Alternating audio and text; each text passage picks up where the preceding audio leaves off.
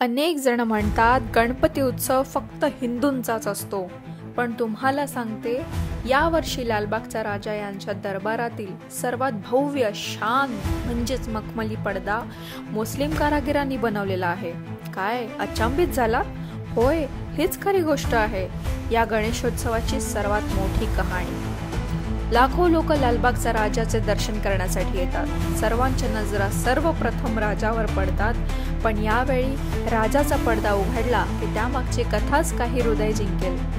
धार्मिक भेदाभेदांच्या सर्व भिंती मोडत काही मुस्लिम कारागिरांनी दिवस रात्र मेहनत करून हा मखमली पडदा शिवला आहे.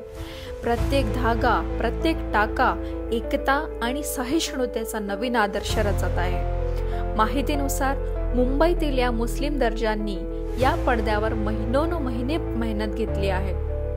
रेशमी धाग्यांनी शिवलेला प्रत्येक नमुना असं म्हणतोय जणू गणपती बाप्पा सर्वांचे आहेत. बिचारा लाखो भक्त जेव्हा त्या पडद्यासमोर उभे असतील तेव्हा त्यांना फक्त भक्ती न पाहता बंधुतेची ताकदही दिसेल. जोपर्यंत लोक मानत होते की गणेशोत्सव एका धर्मापुरताच मर्यादित आहे, ही कथा त्या सर्व भ्रमांना तोडे करते.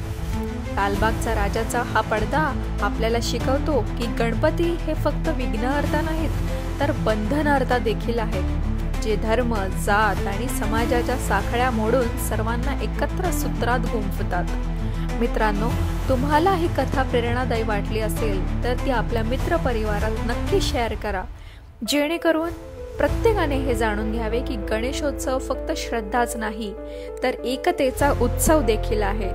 आणि कमेंटमध्ये लिहायला मात्र विसरू नका, गणपती बाप्पा मोरया.